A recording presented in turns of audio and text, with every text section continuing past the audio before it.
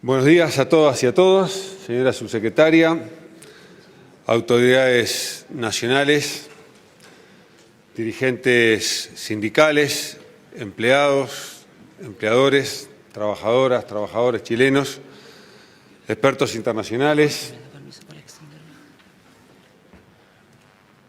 ¿Ahí va bien? ¿Sí? Expertos de OIT. Para nosotros es un gusto esta invitación, venir a compartir, como recién se nos planteaba acá, experiencias. Esto es, estamos todos comprometidos con un mismo objetivo, que es trabajar en la cultura de la prevención en salud y seguridad en el trabajo. Vos ni bien entiendas que tengo que arrancar, me avisa. Ahí va, ¿sí? ¿Fechas? ¿Sí? Vamos a probar. Ahí, bien. ¿No querés de vuelta probar una vez más? Muchas gracias. Y en esto de compartir experiencias y venir a Chile, si ustedes me permiten, me animo a hacer dos comentarios de carácter futbolístico.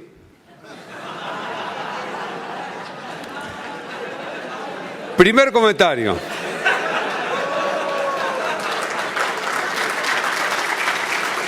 El primer comentario es que estoy convencido y apuesto a que les vaya en este congreso tan bien como les fue en la Copa América.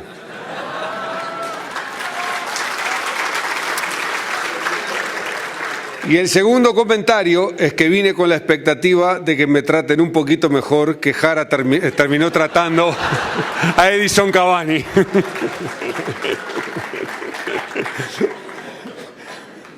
Parece fácil mi expectativa. Bien.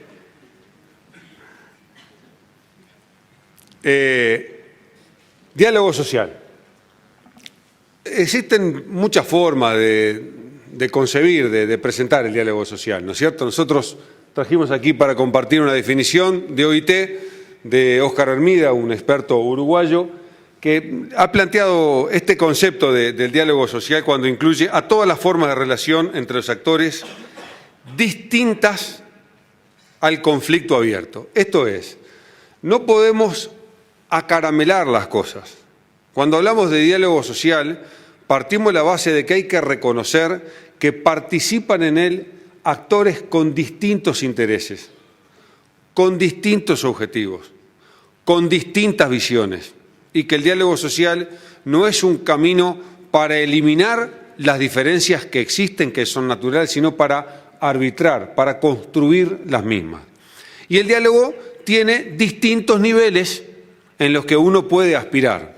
Esa pirámide bien puede aplicar a lo que uno aspira como diálogo social globalmente visto, o esa pirámide puede aplicar a ir recorriendo algunas etapas. Así pues, por ejemplo, uno puede concebir una primera etapa de información. Bueno, informémosle a las trabajadoras y a los trabajadores de cuáles son los riesgos laborales. Esa es una primera etapa.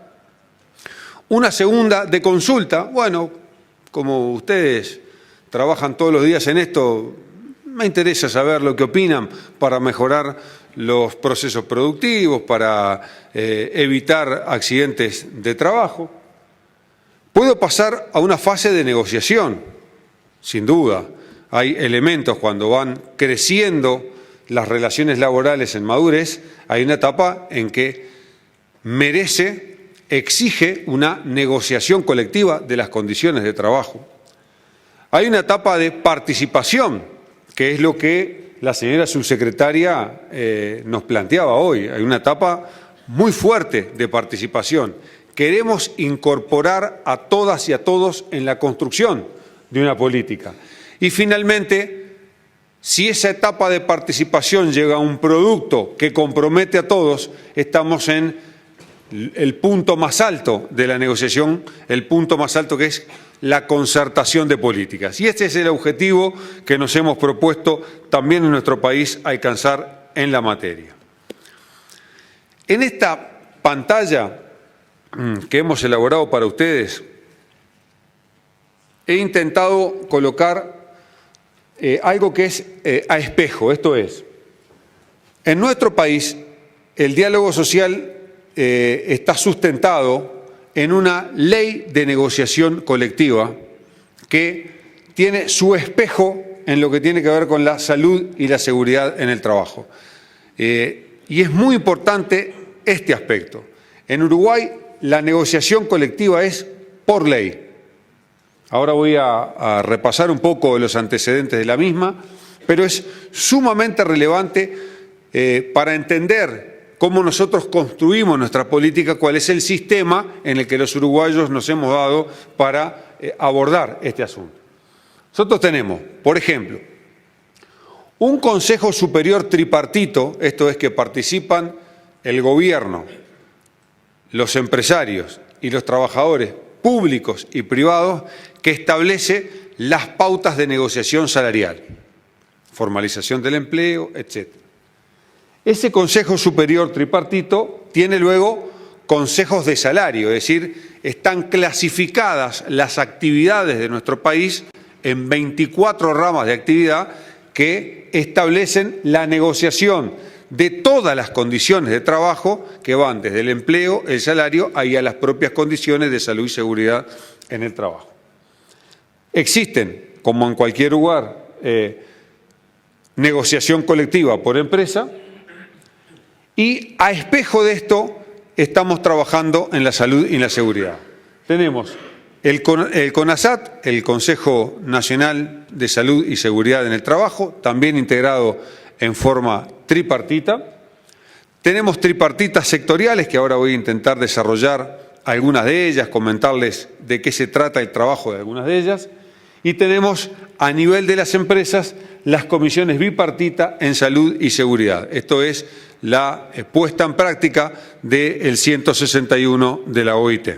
Por lo tanto, reitero este aspecto, voy a desarrollar un poquito cuáles son las principales características de esta ley de negociación colectiva que tiene ya 10 años en nuestro país, cuáles son los productos más importantes que se han destacado de ella y, por lo tanto, la fuerza que tiene a la hora de fijar políticas y de que en el Uruguay ya no exista demasiada discusión sobre la importancia de estos instrumentos.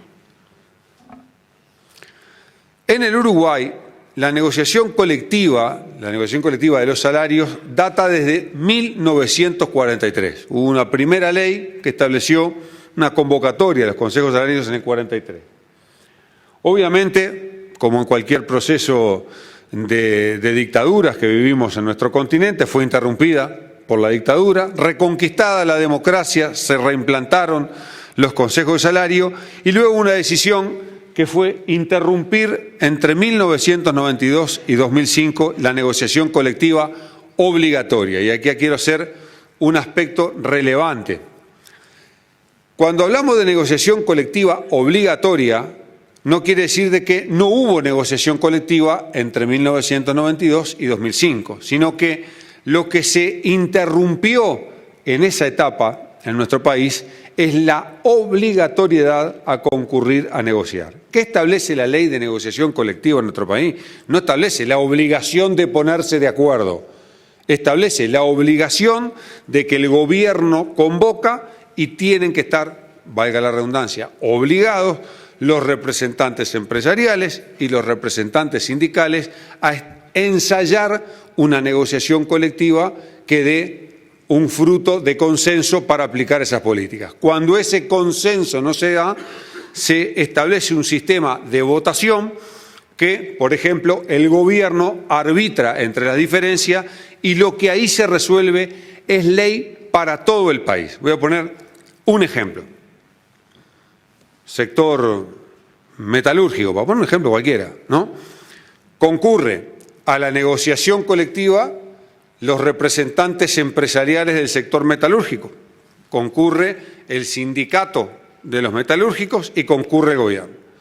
Se ponen de acuerdo, se fijan determinados mínimos, lo que en Uruguay llamamos los laudos, esto es, se lauda sobre cuáles son las condiciones que tienen que tener las trabajadoras y los trabajadores de cada una de las categorías y todas las ramas lo tienen que cumplir. Esto es, así en tu empresa no exista sindicato o así esa empresa no esté integrando la representación empresarial, lo que ahí se establece es ley y nuestra función, la función de la Inspección del Trabajo, es fiscalizar que ese acuerdo transformado en ley se cumpla, ese mínimo, en todas las ramas de actividad de trabajadores de ese sector. Entonces tenemos 24 grupos con 2 modalidades nuevas. Se estableció una ley específica en el año 2008 para el sector público. El sector público en nuestro país tiene, bueno, como en todos los lugares, el sector público, complejidades, pero en nuestro país hay un consejo tripartito del sector público que luego tiene mesas sectoriales. La administración central, los ministerios, ¿no? Las trabajadoras y los trabajadores de los ministerios. La administración de las empresas públicas en nuestro país tiene empresas públicas estatales, por ejemplo, en la generación de energía eléctrica, en las telecomunicaciones, en el agua, en los combustibles. Entonces, eso tiene su propia rama. Y después, con un menor nivel de desarrollo, lo que se llaman los gobiernos departamentales, esto es, las políticas locales que también tienen su cabida en el Consejo Público. Entonces, tenemos la convocatoria a públicos y rurales por primera vez y después una innovación. Uruguay estableció por ley un consejo de salarios también para las trabajadoras domésticas que tienen una ley especial. Y ahí, con mucha creatividad, lo que nos faltó era ver quién asumía la representación patronal en el sector doméstico. Entonces se formó una asociación de amas de casa que representa y fija entonces los laudos que, reitero, una vez que están fijados, tenemos que fiscalizar nosotros el cumplimiento obligatorio a nivel nacional. Entonces, ¿por qué? ¿Es buena o mala la negociación colectiva? Bueno, como toda cuestión tiene que tener resultados. La gente se va apropiando de los instrumentos si a la sociedad le termina sirviendo, ¿no es cierto? Entonces, por ejemplo, acá verán ustedes que la cantidad de trabajadores ocupados ha venido creciendo en los últimos años a tasas importantes, pero ha aumentado más la formalización, es decir, la negociación colectiva. Alguien dijo hoy acá, no me acuerdo si fue la subsecretaria, la importancia en que cuando en la negociación colectiva participan los sindicatos contribuye a la formalización. Este es el ejemplo de Uruguay. Uruguay puede hoy venir a compartir con ustedes que ese efectivamente es un logro. Ha aumentado significativamente la formalización y la tasa de sindicalización a partir de que hay una ley de negociación colectiva se multiplicó por 3,5 veces. Es posiblemente el mayor aumento de la tasa de sindicalización en el mundo en los últimos años, fruto de estas leyes de negociación colectiva que obliga, reitero, a negociar. Por lo tanto, en la formalización, y todos sabemos que cuanto más formalización hay, contribuye decididamente a mejorar las condiciones de salud y seguridad en el trabajo, y los datos más o menos son así. En Uruguay, en la última década, de cada 3 personas que estaban en la informalidad, una dejó de estarlo. O sea, todavía tenemos algo así como un 25% de trabajo informal en nuestro país. Obviamente es comparativamente en la región y en América Latina una tasa interesante, pero si nos comparamos con los países desarrollados estamos todavía bastante lejos, ¿no es cierto? Si nos ponemos a pensar de que 1 de cada 4 trabajadoras o trabajadores uruguayos no está formalizado. Pero lo importante es la tendencia, ¿no es cierto? Y la tendencia es que la negociación colectiva ha permitido sacar a 1 de cada 3 de esa situación. Ahí lo tienen bien graficado. No admite mucha discusión. Y también, por supuesto, ha tenido un impacto en los salarios. La negociación colectiva ha permitido junto a una recuperación de la economía, ¿no?, como nos ha pasado generalmente en la región, una evolución de los salarios que ha sido mayor en los salarios menores. Es decir, ha habido un proceso de crecimiento de los salarios con un interesante nivel de redistribución. Crecieron los salarios más bajos por encima de la media. Con ese espejo y a partir de que uno tiene una negociación colectiva de estos temas, nosotros tenemos un abordaje a espejo de lo que acabo de ver en materia de salud. Tenemos el CONASAT, creado en 1996, que participamos por el Gobierno, el Ministerio de Trabajo, el Banco de Previsión Social, o sea, el prestador estatal de seguridad social, el Banco de Seguros del Estado. En nuestro país existe un banco que tiene el monopolio solamente en el sector del trabajo. No existen en nuestro país distintos prestadores del servicio mutual sobre los trabajadores y trabajadoras accidentadas. Existe uno solo que tiene un servicio propio en el área metropolitana y subcontrata los servicios en el interior del país, ¿no es cierto? Pero el prestador es un prestador único. Y el Ministerio de Salud Pública. Estos somos los integrantes del Gobierno que participamos en el CONASAT. Luego tenemos los trabajadores. En el CONASAT se representan los trabajadores a través de la única central que tiene nuestro país y se representan los empresarios a través de las dos cámaras más grandes, la de Industria y la de Comercio. Esos son los integrantes de la CONASAT. Bien. ¿Qué objetivos tenemos? O sea, ¿para qué está la CONASAT? Bueno, y ahí está lo primero, que es la gestión de la prevención y la protección contra los riesgos del trabajo. Es decir, nosotros fundamentalmente en el ámbito de la CONASAT trabajamos en materia de prevención de accidentes. No tenemos la potestad de resolver por sí y ante sí las normas. Simplemente las construimos, las discutimos, las elaboramos, pero desde el punto de vista formal pueden tener al menos dos variantes. La primera de ellas es un decreto del Poder Ejecutivo, esto es, el ministro de Trabajo, actuando junto al presidente de la República, establece por decreto determinadas condiciones, por ejemplo, un decreto que regule las condiciones de trabajo en el sector de la química, ¿no es cierto? Entonces, a veces lo que hace la CONASAT lo produce, lo elabora, lo eleva y es el Poder Ejecutivo el que decide. Y cuando es una ley, obviamente, requiere la aprobación parlamentaria y es el Poder Ejecutivo el que envía su proyecto al Parlamento y el Parlamento lo discute, lo trata, lo modifica, hace lo que entienda tiene que hacer con el proyecto de ley. A nivel de empresa, ahí nosotros sí tenemos por decreto, este es un ejemplo, por decreto, hemos reglamentado el 161 y entonces ahí ya no estamos hablando de algo tripartito. Cuando es a nivel de empresa, lo que hace el Ministerio es fiscalizar que esto funcione, pero el ámbito es entre empleadores y trabajadores de la empresa. ¿Está claro? O sea, el tripartismo es a nivel general. Tenemos la CONASAT para discutir esos temas, tenemos la organización de algunas tripartitas que yo voy a compartir con ustedes algunos ejemplos, pero a nivel de empresa lo que fiscalizamos nosotros es que el ámbito exista, que tengan actas, que se reúnan, de que fijen las políticas de cada una de las empresas y que haya participación de las trabajadoras y los trabajadores, que tengan planes de capacitación.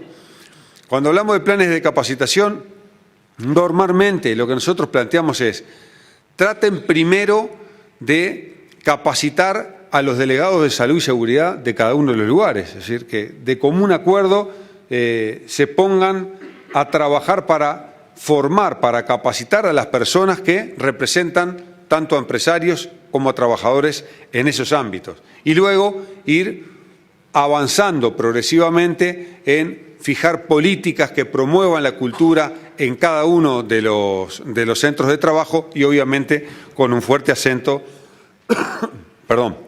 en la formación. Luego entonces tenemos otros ámbitos tripartitos, la Comisión Tripartita Sectorial. Esto es, muy bien, nos pusimos de acuerdo Yo les voy a plantear ahora sobre qué estamos trabajando en la Comisión Nacional. Les voy a compartir con ustedes la agenda de temas más importantes que estamos abordando en la CONASAT, pero existen comisiones tripartitas sectoriales. Estas comisiones tripartitas sectoriales tienen que ver con la especialidad de algunas ramas. Algunas son obvias, no tengo que explicar, nadie tiene que explicar en cualquier país la necesidad de fomentar una tripartita en el sector construcción, ¿no es cierto? Tiene su materia específica, es un sector de alta accidentabilidad, al menos en nuestro país tiene un sector de un alto impacto, es un sector que además ha tenido algunas características importantes, que posiblemente sea del caso acá, pero yo comparto con ustedes qué nos ha pasado a nosotros. El crecimiento económico tuvo en nuestro país un fuerte impulso en algunos proyectos grandes que demandaron una gran cantidad de gente en el sector construcción, ¿no es cierto? Pónganse en ejemplo de los que ustedes han visto por la televisión, que han generado alguna controversia con algún país vecino, nuestra promoción en la industria forestal y luego la producción de celulosa, las pasteras, ¿no es cierto? ¿Ah?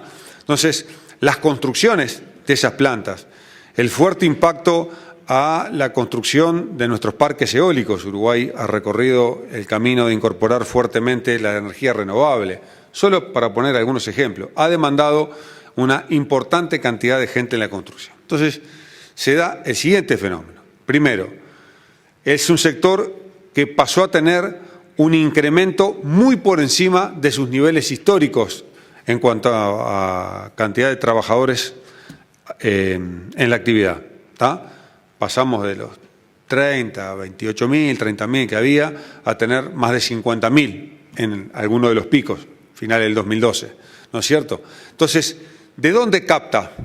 Capta de mucha gente que estuvo durante muchos años en los sectores más excluidos, le ha permitido un trabajo formal, le ha permitido un salario más decoroso, pero en contrapartida ha incrementado, por falta de experiencia, la accidentabilidad del sector. Por lo tanto, en el sector construcción habrán visto o verificarán ustedes cuando recogen las páginas de la prensa especializada en nuestro país en materia de salud y seguridad en el trabajo, de que el sector construcción es un sector de fuerte preocupación para los uruguayos en lo que tiene que ver con la accidentabilidad. Y entonces, la idea es que se hagan tripartitas sectoriales que verifique el funcionamiento de cada una de las bipartitas en la rama, que analice las estadísticas de los accidentes. No en todas las ramas de actividad tenemos los mismos accidentes. Yo ahora voy a poner un ejemplo bien distinto que seguramente sea bastante parecido aquí en Chile, pero hay que atender las especificidades. Por ejemplo, en el sector construcción, una de las características para lo cual, aprovecho acá, estamos aspirando a que la OIT nos contribuya, y estamos confiados que va a ser así, en una campaña segmentada a los trabajadores más jóvenes, por las características que yo le decía, son gente que estaba en sectores de la economía informal, pasa a estar en el sector formal, tienen poca experiencia y son jóvenes, y esos son mayoritariamente los que se accidentan. Entonces, hay que hacer campañas focalizadas a partir de compartir en cada uno de las tripartitas cuál es la realidad del sector. Estos son algunos ejemplos. En el sector privado, como les decía, la construcción, la metalúrgica, la salud privada, el gas licuado. Nosotros estamos construyendo, ustedes ya tienen, pero nosotros recién estamos ahora construyendo una planta de regasificación. Entonces, esto va a demandar en un sector nuevo, ¿no es cierto?, nuevas medidas, nuevas especificidades que hay que atender, transporte de carga, molinos, química. Tenemos la particularidad de establecer una tripartita policial. Yo sé que en esto, primero, en el Uruguay la sindicalización del personal de la policía está autorizada. Está autorizado, tienen sindicatos y negocian las condiciones de trabajo el sindicato de la policía. Y entonces nos planteó la policía, nosotros también queremos discutir en una tripartita las condiciones de trabajo. ¿Cuáles son, por ejemplo, los elementos de protección personal, la aplicación de la ley de nocturnidad, etcétera? Entonces, Tenemos también una tripartita policial, ANCAP es la petrolera nuestra, estatal, y tenemos algunos sectores mixtos, ¿no es cierto?, en los que hay mucha actividad pública o privada, que son los call centers o el puerto. Solo para poner algunos ejemplos de tripartismo. Ahí está presente el Ministerio convocando a las dos partes, no a nivel de empresa, a nivel de fijar las políticas específicas del sector. Bien. Otra área del tripartismo en la que no es sectorial, no podemos convocar al sector del trabajo infantil, pero tenemos que ocuparnos del trabajo infantil. Y entonces sí también existe un ámbito tripartito con participación de los sindicatos. En realidad es cuatripartito, porque incorporamos, además de las cámaras empresariales y a los sindicatos, al representante de la Asociación de las ONGs de nuestro país, las ONG particularmente que abordan los temas de infancia y niñez. Entonces, hemos creado un comité, lo preside la Inspección General del Trabajo y aborda específicamente la temática del trabajo infantil en nuestro país. Estos son sus integrantes: el Ministerio de Trabajo, el de Desarrollo Social, el de Salud Pública, el de Educación y Cultura. ¿Por qué es importante incorporar desde la mirada del Gobierno múltiples actores? Voy a poner algún ejemplo. En nuestro país está prohibido el trabajo de los menores de 15 años y autorizados en determinadas actividades entre los 15 y los 17, no pueden tener más de 6 horas de trabajo, no puede ser trabajo nocturno, en fin, las normas que generalmente son de aplicación en nuestro país.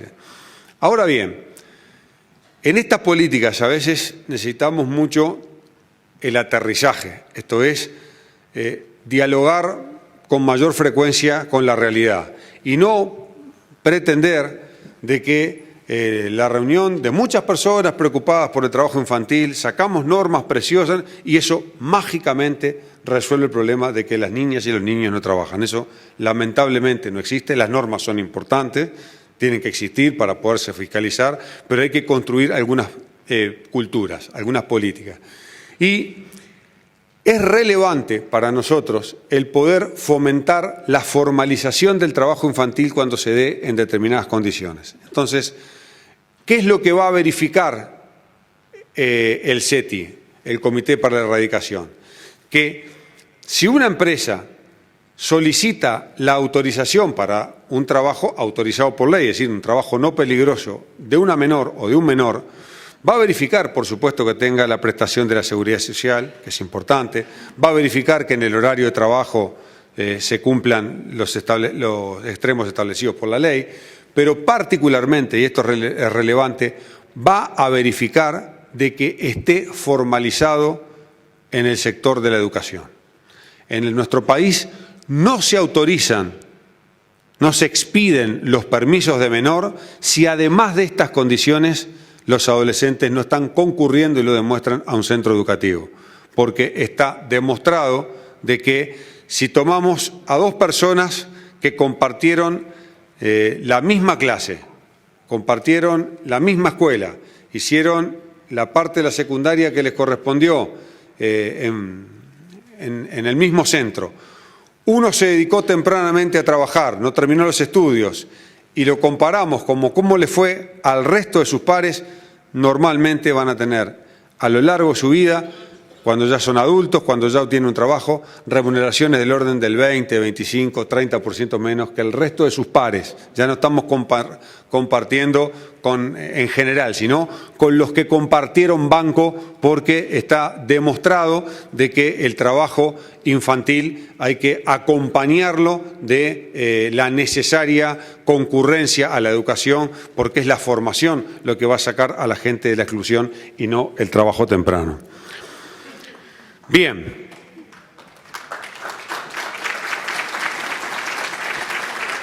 Una nueva herramienta.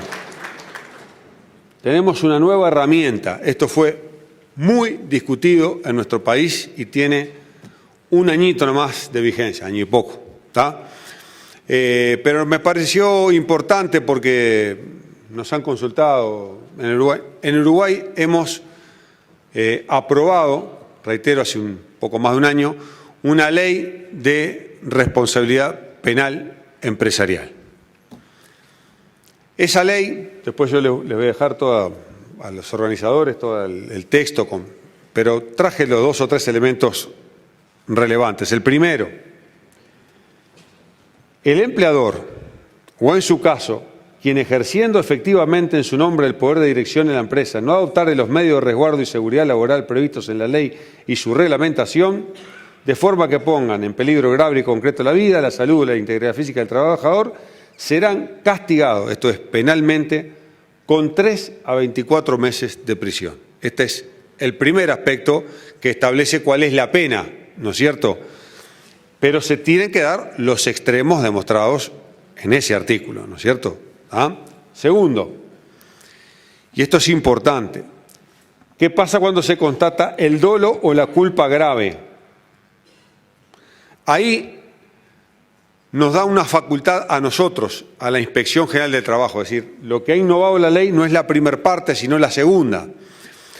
Esto es, si el Banco de Seguro del Estado nos informa a nosotros de un accidente, nosotros, como marca la ley, hacemos la investigación del accidente y de esa investigación concluimos que puede haber dolo o falta grave, esto es, que hay una intencionalidad, que hay una deliberada actitud del empleador en no cumplir con las normativas que tienen que ver con salud y seguridad en el trabajo, somos nosotros, es el Inspector General del Trabajo el que puede hacer la denuncia penal. Esto es la segunda modificación que estableció la ley. Y la tercera, que es el único proceso penal en nuestro país donde el denunciante tiene acceso a toda la etapa presumarial. En nuestro país, cuando se va a investigar un crimen, por ejemplo, ¿no?, existe el secreto en la etapa del presumario, es decir, recién se puede acceder a las pruebas una vez que el fiscal le propuso al juez y el juez terminó resolviendo, por ejemplo, el procesamiento de una persona. Eso rige de carácter general, pero lo que incorporó esta ley es justamente eso, el acceso a las etapas del presumario en el caso de los denunciantes. Muy bien. ¿Cómo nos está yendo? Bueno, nos está yendo con esas cifras. El índice de accidentabilidad viene cayendo, pero en el Uruguay todavía tenemos del orden de los 50.000 accidentes de trabajo todos los años.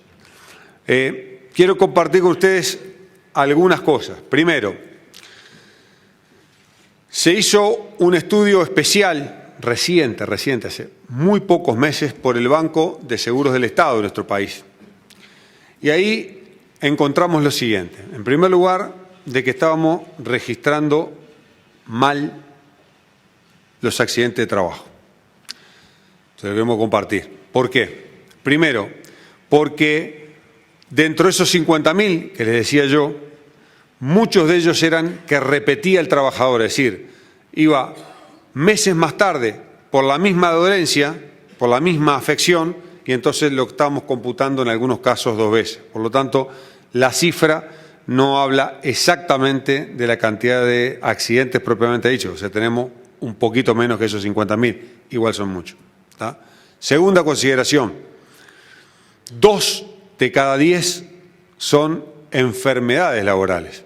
Esto viene creciendo un poquito más, particularmente a partir del año 2010, en el que Uruguay actualizó, incorporó más enfermedades profesionales a las que veníamos reconociendo. Entonces esto viene creciendo. Y un tercer aspecto es que el rechazo, esto es el rechazo administrativo o el rechazo por causas médicas, esto es el esguince, me parece que te lo hiciste jugando al fútbol y no en el trabajo, eso no significa más del 5% del rechazo en nuestro país. Por lo tanto, no estamos teniendo un problema de uso indebido o abuso de la denuncia del instrumento de la protección social asociada al trabajo, al accidente laboral. Viene descendiendo, viene cambiando la cantidad de ocupados, ahí viene el nivel de accidente, como verán, si uno compara la cantidad de accidentes en función de la cantidad de ocupados, estamos teniendo una leve mejora, pero mejora al fin, esto es, nos alienta a continuar en el tripartismo. En resumen, nosotros tenemos un Consejo Nacional de Salud y Seguridad, tripartito, tenemos tripartitas sectoriales, esto es, específicas por ramas de actividad, y después, a nivel de empresa, solo fiscalizamos. Ahí el nivel es bipartito, no existe la presencia del Estado en el comité de cada una de las empresas. ¿En qué estamos trabajando nosotros? La CONASAT, ¿cuál es la agenda que están hoy? Bueno, hoy en día tenemos, primero, estamos elaborando un texto ordenado de nuestra normativa. Nos ha pasado lo siguiente, seguramente a ustedes les pueda pasar algo parecido, que es que existen muchas normativas específicas para la construcción, para el metal, para la química, que a veces reglamentan el mismo problema y, sin embargo, en la reglamentación del mismo problema adoptan soluciones diferentes. Entonces estamos intentando hacer un compilado de todas las normativas para hacer una síntesis de lo mismo y aplicar en cada una de las actividades las mejores prácticas de cada uno de los decretos que ya tenemos en vigencia. Esto es fundamental, lo segundo. Nosotros tenemos una ley de salud que tiene 100 años. 100 años. Y es la ley que nos ha permitido hasta ahora hacer unas cuantas cosas, ¿no? Pero necesitamos cambiarla, necesitamos ayornarla, necesitamos que la ley venga con todos los criterios que recién nos exponía OIT y que veo que los chilenos están recorriendo ese mismo camino, el camino de ir hacia normativas de una cultura de la prevención. Estamos en el mismo camino, aspiramos a ayornar esa ley, a enviarle al Parlamento un proyecto consensuado en ese diálogo social de una nueva ley de salud y seguridad en el trabajo y aspiramos en esto a la mejor cooperación posible de la OIT, que tiene mucho para aportar en nuestros países en materia de las mejores prácticas para llevarla adelante. Estamos convencidos de la necesidad de una campaña de difusión masiva de salud y seguridad en el trabajo, convencidos.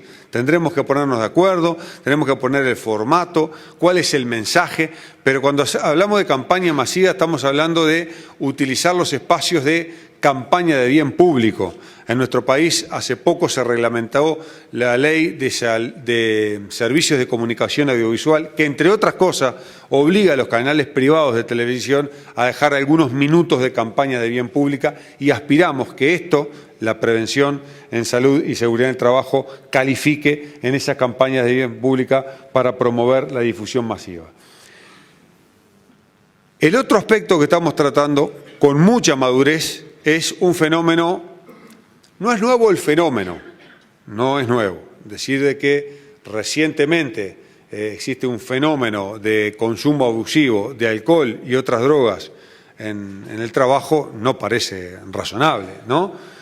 Pero sí es un fenómeno que en nuestro país preocupa a empresarios y trabajadores.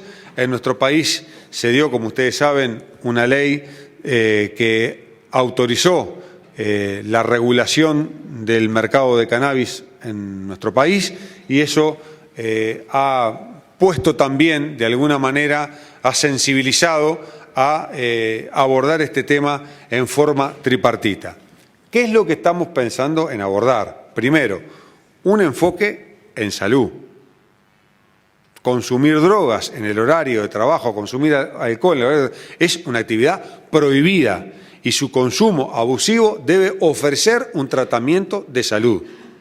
Reitero, no se puede ofrecer una salida, pero también maduramente abordar el tercer aspecto, que es el aspecto disciplinario. Esto es, ¿qué sucede cuando se te detectó el problema, se te presentó con la Seguridad Social una vía para resolverlo y esas oportunidades tú las desaprovechaste, vuelves a tener un problema con el consumo en ocasión del trabajo y ahí sí establecer los aspectos disciplinarios que correspondan? Como se verá, es un tema de altísima sensibilidad, un tema sumamente complejo, pero aspiramos a que con la madurez con que están trabajando sindicatos, organizaciones de empleadores y el gobierno, intentar canalizar esta problemática en forma tripartita, que es el consumo de drogas y alcohol en el trabajo. Y, por supuesto, estamos aspirando a ampliar los sectores con los servicios de prevención y salud en el trabajo de la OIT. Finalmente, ¿qué fenómeno ha pasado con el diálogo social y el tripartismo en el Uruguay? ¿Se acuerdan, si tuvieron un poquito de atención en las primeras placas, en nuestro país no siempre hubo negociación colectiva? En nuestro país no siempre hubo convocatorias a los ámbitos tripartitos. Hubieron personas, filosofías políticas, concepciones, que entendían de que era mejor dejar en libertad y que acordara el que quisiera, ¿no es cierto? Bueno, eso en nuestro país tuvo entre el 92 y el 2005 una práctica. Del 2005 para acá ha tenido otra práctica. Pero ¿cuál es el resultado de esto? Nuestro país acaba de celebrar hace muy poco elecciones nacionales. En el año 2014 hicimos elecciones nacionales. El mismo partido que gobierna desde el 2005 volvió a ganar las elecciones. Pero en esta materia, en la ley de negociación colectiva, ningún candidato, ni el que ganó, ni los de la oposición, plantearon derogar aquella ley. O sea, nadie planteó volver a la etapa de la década del 90. Son las negociaciones colectivas, se apropian, la va apropiando la sociedad, la gente se adueña de esas conquistas y hoy en día el tripartismo, felizmente, ya no se discute en el Uruguay. Habrá que mejorarlo, habrá que equilibrarlo, poner la balancita un poquito para acá, un poquito para allá, pero no estamos discutiendo en el Uruguay la importancia de fomentar el diálogo tripartito y la negociación colectiva de salarios y condiciones de trabajo en forma obligatoria. Muchas gracias.